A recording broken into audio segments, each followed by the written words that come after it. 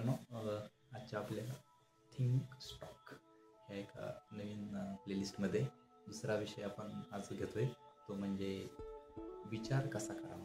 त्याच्यासाठी मी मागं गेले 2-3 आपले व्हिडिओज रेकॉर्ड केलेले आणि त्या पब्लिश केले.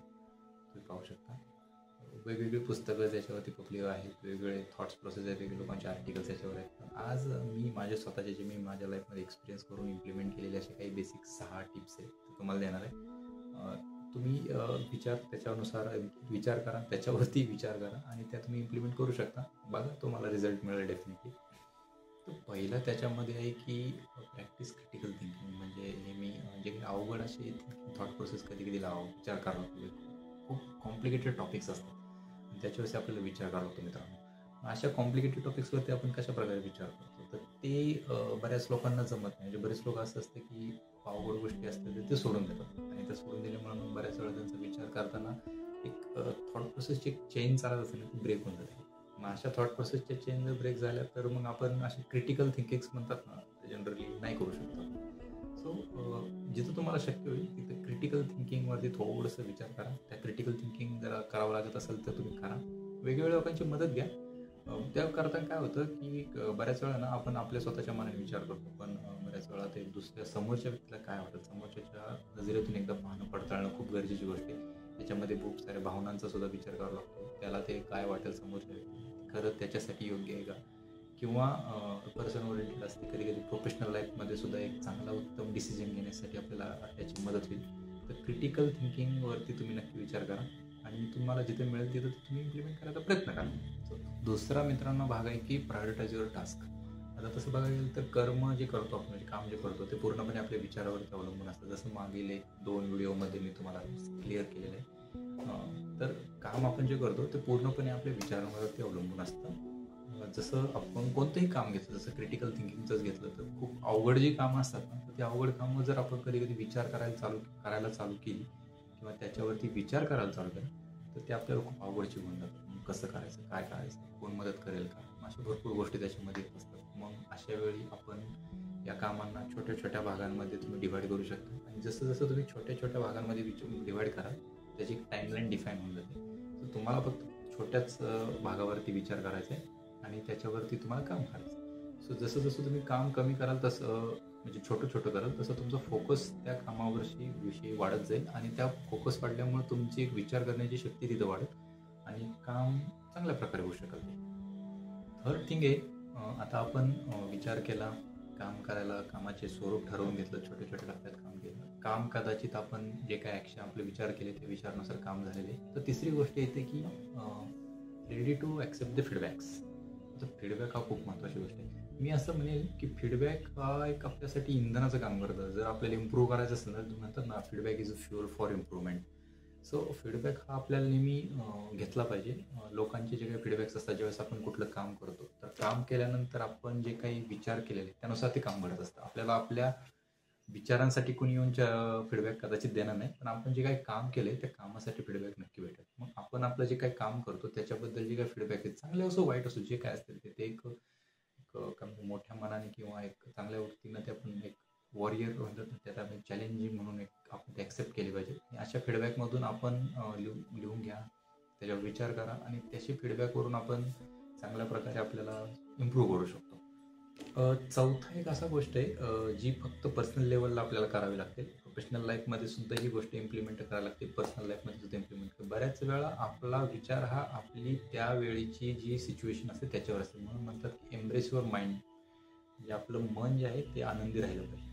आपलं मन जर आधी आनंदी नसलं ना, तर तुम्ही विचार करा मित्रांनो, मन जर आनंदी नसेल तर आपले विचारसुद्धा तसेच थोडे मरगळलेले वगैरे असू शकतात. म्हणजे जर आता समजा कोणी असं म्हणलं की चल रे आपण बाहेर जाऊन फिरून येऊया कुठेतरी, तर जर आपण त्यावेळेस दुःखात असाल, टेन्शनमध्ये असेल, जाऊ दे ते करत असतो.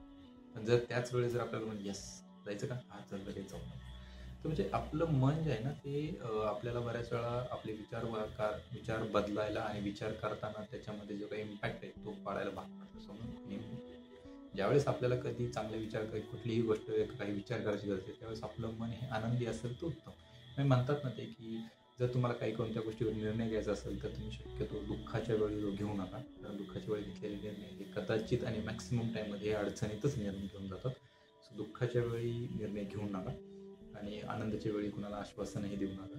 सो त्याच्यामुळे कधी कधी अडचणी येतात. सेकंड पॉईंट जो मी तुम्हाला आता 5वा सांगणार आहे त्याच्यामध्ये हेच येणार आहे की इमोशनल इंटेलिजन्स. म्हणजे इमोशनल इंटेलिजन्स म्हणजे तुमची भावनिक जो काय.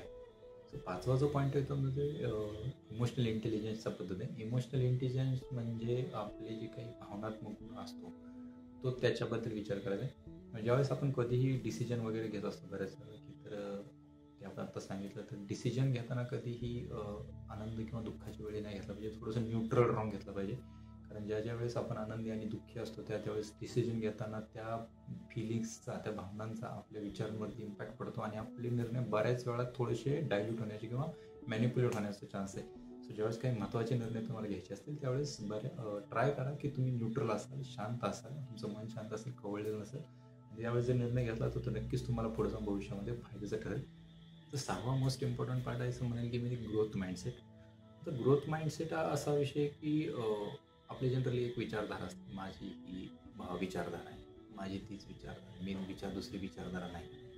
तर विचारधारा वेगळी घ्यायची का नाही घ्यायची हा ज्याचा त्याचा प्रश्न आहे. पण प्रत्येक क्षेत्रामध्ये ग्रोथ होणं खूप गरजेची गोष्ट आहे.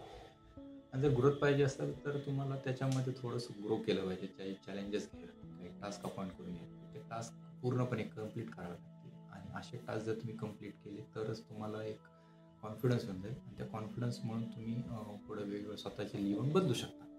तसे बेसिकली 6 आहेत टिप्स ज्या मी माझ्या आयुष्यात इम्प्लिमेंट करतो आणि मला त्यातून बऱ्यापैकी चांगला रिझल्ट भेटलेला आहे. रिझल्ट इन द सेन्स की जसं की मी म्हणतो की शारीरिक, मानसिक, आर्थिक, बौद्धिक, सामाजिक वेगवेगळ्या क्षेत्रामध्ये आपण काम करत असतो तर तिथं विचार करणं खूप गरजेची गोष्ट आहे. आणि विचार करून कोणतेही कार्य केलं तर ते कधीच अपयश ठरत नाही मित्रांनो. तर आपल्याला त्याच्याविषयी कार्य करायचं ना. उत्तम विचार हा जो असतो ना हा कधीही असा एक शेवटचा टप्पा असा नसतो. तो एक कंटिन्युअस जर्नी आहे आणि तुम्हाला कंटिन्युअसली सतत तुमच्या क्षेत्रामध्ये तुम्ही ज्या क्षेत्रामध्ये असाल त्या क्षेत्रामध्ये उत्तम विचार करत राहायला पाहिजे. तुम्ही जितका चांगला विचार कराल तितकं तुम्ही त्या क्षेत्रामध्ये पदोपद वाढत जाईल आणि तुम्ही पुढे जाऊन नक्कीच एक नावलौकिक मिळवू शकता. अवघड गोष्टी तुम्ही जितक्या जास्त कराल तितकं तुम्हाला विचारांमध्ये तुमच्या सुसूत्रता येईल. तुम्हाला तुमच्या इमोशनल इंटेलिजन्सवरती काम करावं लागेल. तसं तुमचे एक अवघड क्रिटिकल थिंकिंग म्हणतात त्याला, त्या विषयावरती तुम्हाला काम करावं आणि यातून तुम्हाला एक उत्तम विचार करण्यासाठी तुम्हाला वेगवेगळं खूप सारा माहितीचा सोर्स असल्यामुळे उत्तम विचार तुम्ही करू शकता आणि त्यातून तुम्हाला पुढे जाण्यासाठी कामी येऊ शकते गोष्ट. शेवटचेच एक वाक्य आहे म्हणजे मी माझं स्वतःसाठी मी डिफाईन केलं होतं की thought can change your life. तुम्ही विचार बदला, तुम्ही स्वतःला बदलू शकता आणि तुम्ही स्वतःला बदला तरच तुमच्या आयुष्यातले जे काही इतर गोष्टी आहेत त्या तुम्ही बदलून तुम्ही स्वतःला एक उत्तम प्रकारे नागरिक बनवू शकाल. धन्यवाद मित्रांनो. या आपल्या थिंक स्टॉकच्या सेकंड एपिसोडमध्ये पुढच्या आठवड्यात मी नवीन विषयावरती व्हिडिओ घेऊन येतो आहे. तुम्हाला कोणाला कुठल्याही विषयावरती चर्चा करायची असेल तर डेफिनेटली तुम्ही कॉमेंटमध्ये सांगू शकता. आपण त्याच्यावरती माझे विचार मी तुम्हाला सांगेन आणि आपण चर्चा करू शकतो. Thank you so much.